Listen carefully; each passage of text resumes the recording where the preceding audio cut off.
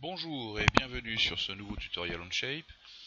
Nous allons modéliser un support pour smartphone qui va venir se positionner à l'avant de notre véhicule, ce qui peut être pratique lorsqu'on est sur la route pour visualiser que ce soit des applications routières ou nous localiser tout simplement. Donc nous allons commencer par identifier l'endroit où nous allons positionner notre support de smartphone. À l'avant sur l'habitacle, là nous voyons que sur la gauche en fait c'est vraiment pas évident, côté passager non plus. Il nous reste donc le centre, et sur ce centre les points d'accroche ne sont évidemment pas nombreux. Nous avons essentiellement et bien souvent des aérateurs.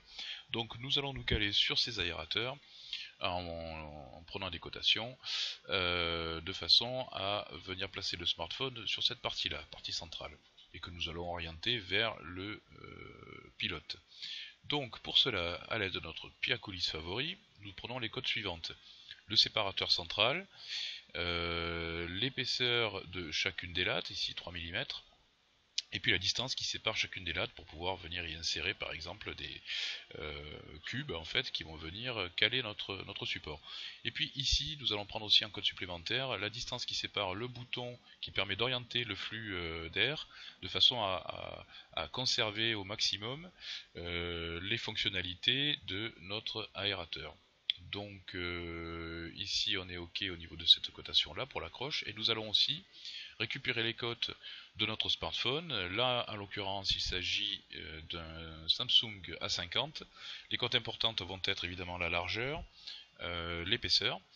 Et puis, au niveau de la hauteur, nous n'allons pas réaliser un support qui prenne l'intégralité du téléphone, mais simplement la partie basse, en essayant de ne pas venir obturer le fonctionnement du bouton marche arrêt sur lequel on pourrait appuyer par inadvertance.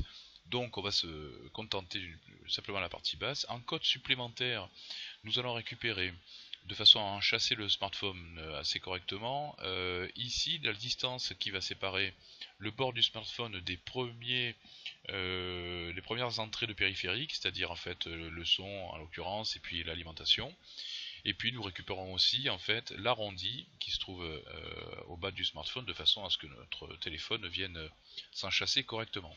Voilà, les cotes essentielles sont là, les cotes d'accroche sont ici, on peut retourner sur Onshape.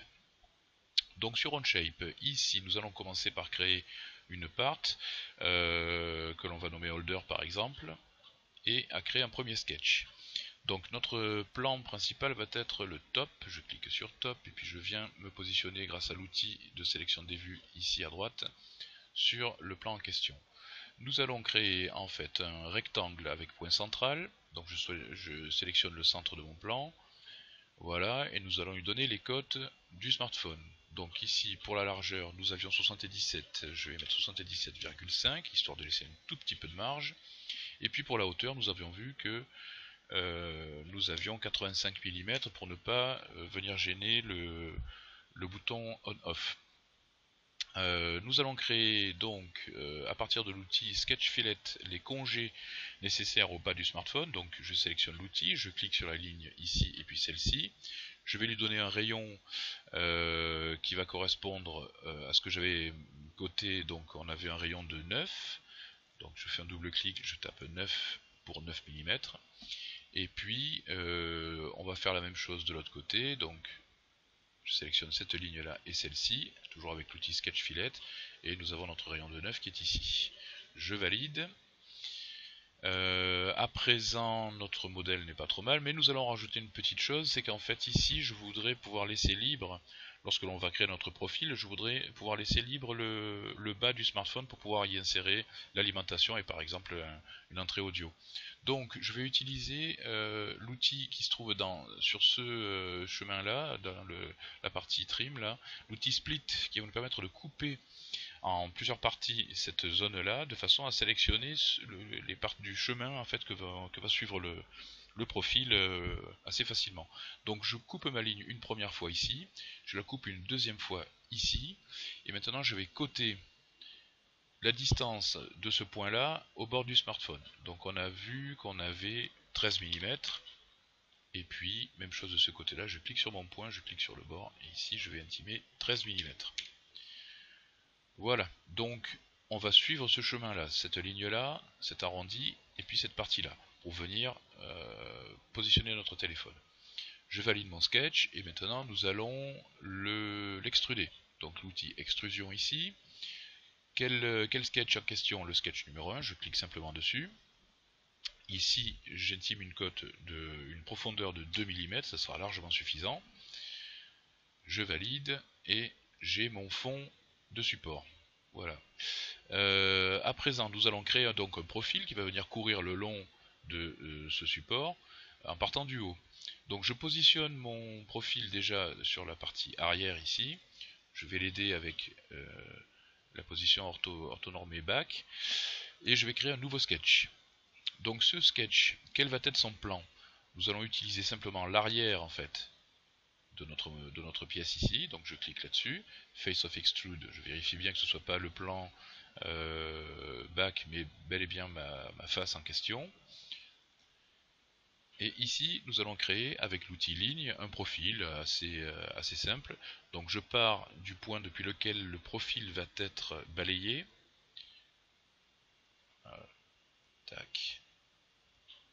Hop. Et voilà. Donc c'est quelque chose de relativement simple. Maintenant, nous allons le coter. Alors, qu'est-ce que j'avais comme cote? J'avais un téléphone qui faisait 7,7 mm d'épaisseur. Donc je clique sur ce point-là, le fond, et puis je vais lui indiquer 7,7. Voilà. Je voudrais qu'il y ait ici une épaisseur de 3 mm, ça sera largement suffisant. On n'a pas besoin d'avoir quelque chose de vraiment très très costaud. 3 mm c'est déjà pas mal, même pour du PLA. Ici, j'ai pas besoin non plus d'avoir un rebord extraordinaire, donc là on va lui intimer 2 mm, ça suffira.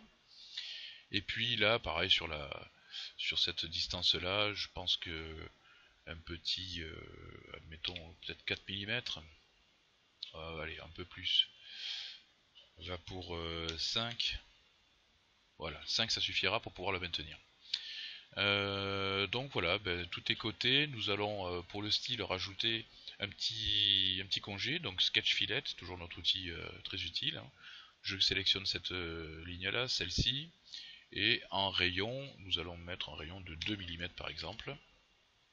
Voilà, là on a quelque chose d'assez propre et qui va permettre de maintenir le smartphone sans trop empiéter sur la partie visible, sur l'écran. Je valide mon sketch. Par mesure, alors ici on le voit ici, j'ai oublié une petite chose que l'on va faire tout de suite, c'est que je retourne sur mon sketch, je me mets sur le bac, et j'ai oublié de faire simplement un miroir. Il me faut aussi un profil de l'autre côté, puisque notre profil ne va pas courir tout le long du pourtour, mais on va plutôt utiliser deux profils qui vont descendre jusqu'au bas de notre support ici. Donc je crée avec l'outil ligne et construction mon axe de miroir. Le voilà. Je sélectionne l'outil miroir ici, je sélectionne mon axe, et puis je viens sélectionner les lignes qui ont constitué mon profil sur la droite.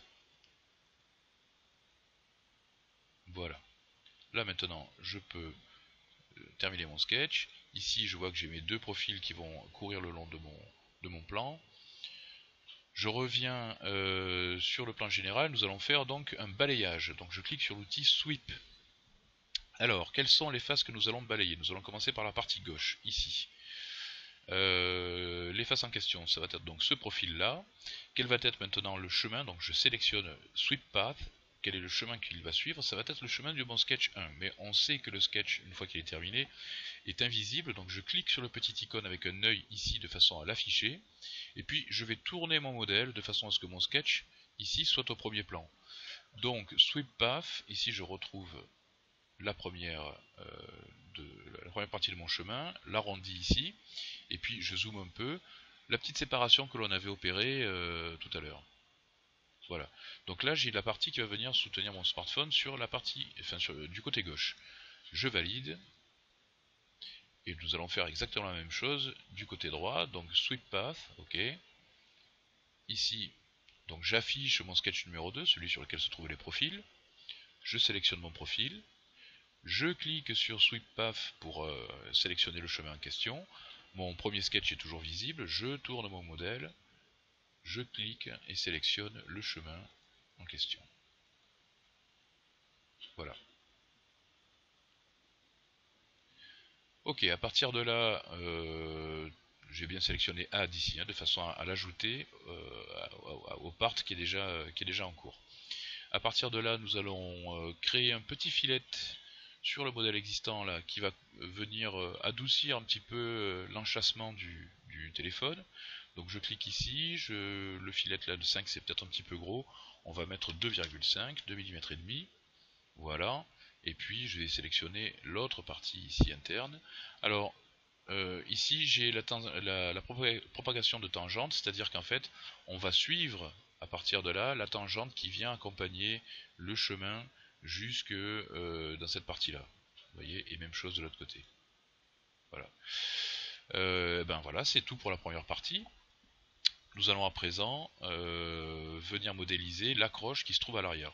On pourrait le faire directement, mais comme je veux l'orienter, on va créer une nouvelle partie, comme ça va me donner l'occasion de vous montrer comment est-ce qu'on utilise les parts dérivées, c'est-à-dire en fait cette partie qui se nomme Derived dans notre petit tableau d'outils en haut. Alors voilà comment procéder. Nous allons créer une nouvelle partie, donc insérer un nouvel élément, Create Part Studio. Cette partie-là, nous allons tout de suite la renommer en l'appelant par exemple accroche. Ok.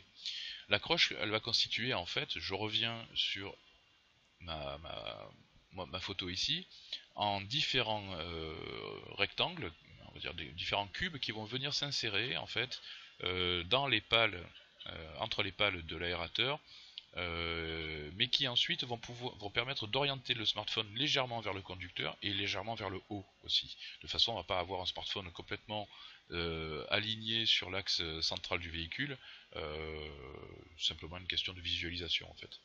Donc je retourne sur Onshape. Ici, je vais créer un nouveau sketch. Je vais prendre par défaut la partie, le plan du dessus. Et je vais créer un rectangle. Donc ce rectangle, avec un point central, quelles vont être ses dimensions? Alors là, je sors ma petite calculatrice. Et j'ai une largeur de chaque rectangle que j'ai déterminée comme étant 13 cm. 13 mm, pardon. Donc je multiplie par 2, puisque je veux deux rectangles, auxquels j'ajoute en fait la largeur du séparateur entre les pales, qui est de 9,7. Ce qui nous donne du 35,7 en largeur. Et puis pour la hauteur, eh bien, je vais avoir des cubes, donc l'interstice entre chaque pale est de 9 mm, donc je multiplie par 2, 18, auquel j'ajoute l'épaisseur de l'une des pales, donc 3 mm. Donc 35,7 par 21. Ok, on réalise notre cotation, ici 35,7, ici 21. Ok, nous avons notre fond. Nous allons commencer par créer ce qui va venir contre notre support de smartphone. Donc, nous allons extruder cette partie-là. Je sélectionne le sketch en question. Nous n'avons pas besoin de beaucoup, donc on va mettre 5 mm par exemple. Voilà. Et puis je vais venir sélectionner, je vais venir créer un autre sketch pour mes cubes. Alors pourquoi est-ce que je fais ça? On va revenir après sur l'extrude, mais sur la profondeur de l'extrude, mais ça va me permettre d'avoir un sketch tout à fait plan ici pour la partie qui va venir s'insérer dans les pales. Tandis que de ce côté-là, l'extrusion que l'on vient de faire, nous allons modifier la face en question de façon à l'orienter, de façon à ce que le téléphone soit orienté. À cette occasion, on augmentera l'épaisseur. On va le faire tout de suite. On va mettre par exemple 10 mm au lieu de 5. Vous allez voir pourquoi après. Donc je viens sur le verso de cette partie-là, je crée un nouveau sketch, je sélectionne comme plan donc ce verso. Ok. Alors je pourrais simplement cliquer sur bottom de façon à avoir une vue correcte. Mais on peut aussi sélectionner cette face-là et cliquer sur View Normal to Sketch Plane. Donc là on va de la même façon s'aligner au plan en question. Ça peut être pratique lorsque vous avez des plans inclinés par exemple. Donc là nous allons créer tout simplement des rectangles. Non, nous n'allons pas créer des rectangles pour pas perturber en fait les lignes qui se trouvent ici. Nous allons simplement créer des lignes, donc avec une accroche, ici et ici, voilà.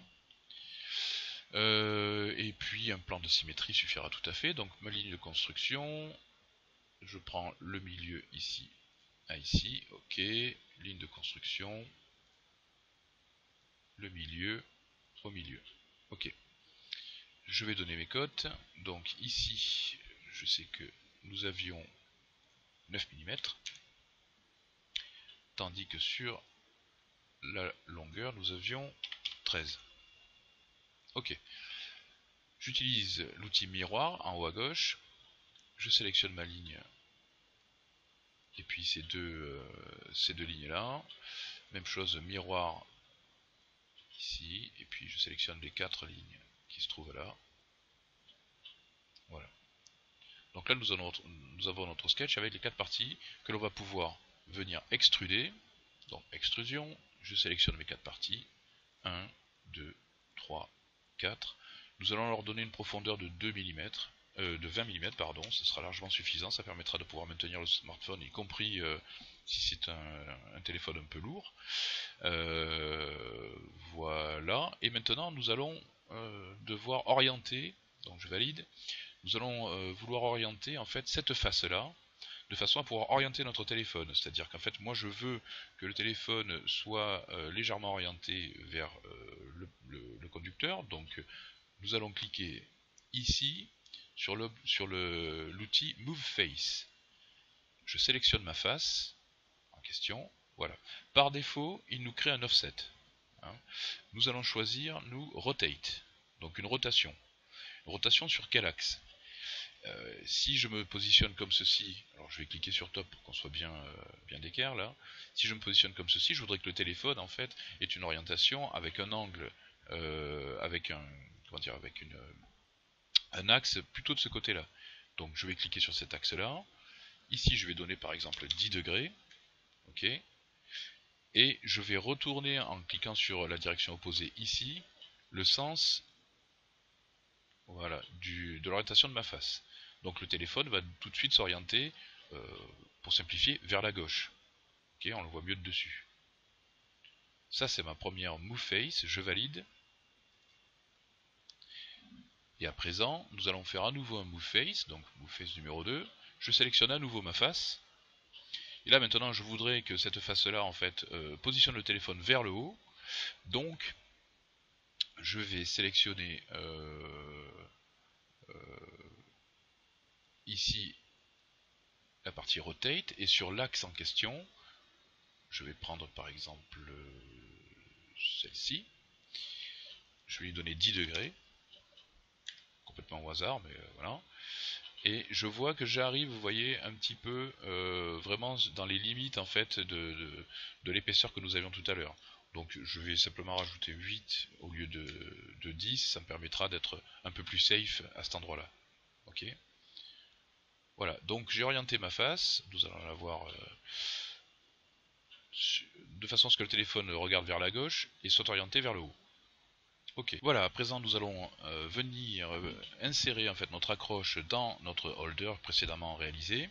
Alors pour cela, je clique sur holder ici. Nous allons créer une accroche et nous allons venir faire s'unir en fait nos deux pièces par leur accroche. Donc l'accroche, c'est ce qu'on appelle un mate connector. Donc je clique ici sur le petit outil mate connector et je vais sélectionner la face en question sur laquelle va être positionné ce connecteur. Donc par défaut, vous voyez, à chaque fois que je passe sur une face, des connecteurs s'affichent. Donc sur la face arrière de mon support, je clique simplement pour donner le connecteur, pour donner la position du connecteur en question. Je valide. Et voilà. Ici, on va à présent insérer une dérivée. Donc, je clique ici sur l'outil Derived. Ça va nous permettre d'insérer dans cette part-là une autre part qui a été créée. En question, vous avez un petit menu qui s'affiche lorsqu'on clique sur Derived. On va choisir accroche et la partie souhaitée. Je valide. Alors, pas de panique si les deux parties sont imbriquées l'une dans l'autre, c'est simplement une question de positionnement. Pour nous aider à réaliser quelque chose de propre, nous allons déjà renommer cette part 1 là, nous allons l'appeler accroche. Voilà. Et nous allons ici cacher notre holder. Alors je vais aussi en profiter pour cacher les sketchs, le 1 et le 2 que nous avions affichés tout à l'heure lors de la création du profil. Donc là nous avons inséré notre partie. Le mate connector que l'on voit en question là, c'est celui qui est existant sur le holder. Ok, c'est celui-là. Je le cache aussi. Voilà, nous n'avons plus que la partie que nous venons d'insérer en tant que dérivée. Donc ici, nous allons cliquer sur Mate Connector à nouveau, et nous allons sélectionner sur la face orientée que nous avions créée tout à l'heure, en fait, et bien le centre.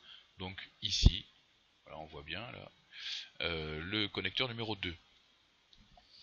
Donc à présent, nous allons cliquer sur notre holder pour le... On va le faire après, ça c'est pas très grave. Nous allons sélectionner l'outil transformation. Alors qu'est-ce qu'on veut transformer? On veut simplement faire se connecter les deux mates là. Donc je clique dans un premier temps sur l'objet que je viens d'insérer, ici. Translate, dans le petit menu, je vais choisir Transform by Mate Connectors. Ici le premier, je vais sélectionner celui-là, ok, vers celui que j'ai effacé, que j'ai caché tout à l'heure, d'ailleurs je peux le faire réapparaître, vers celui-ci. Donc les connecteurs, on voit le déplacement qui va s'opérer, on le voit avec cet outil là qui permet de voir le résultat de l'opération. Ok, on voit que notre accroche va venir se positionner sur le connecteur du holder. Je valide, et pour mieux le comprendre, on va simplement maintenant afficher notre holder, et ici on voit que l'on a les pièces qui se sont assemblées correctement, c'est-à-dire en fait au centre l'une et l'autre. Alors l'intérêt d'avoir réalisé cette pièce séparément, c'est essentiellement de pouvoir venir y réaliser un filet, pardon, et un congé, et aussi d'avoir quelque chose qui soit parfaitement rectiligne là. Ce qui est beaucoup plus complexe si on avait réalisé un sketch sur la face arrière du holder et puis que l'on est ensuite orienté grâce à l'outil Move Face.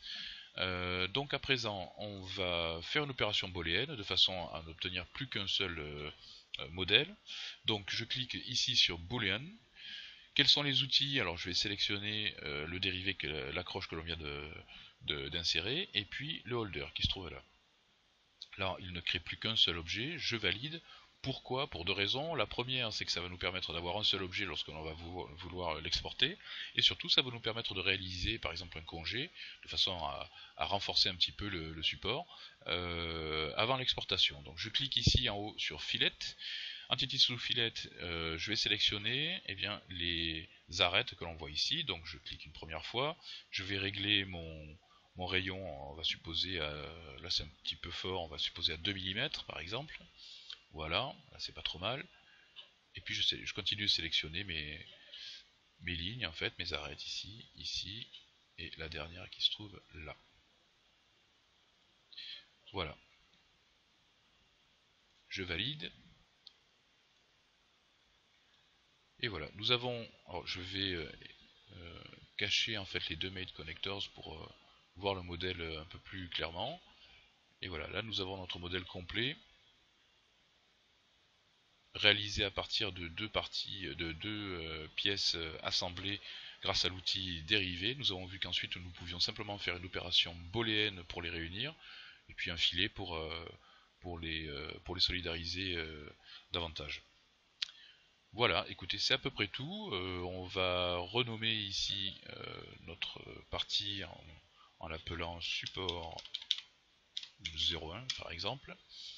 Même chose ici sur holder, nous allons faire un clic droit, exporter.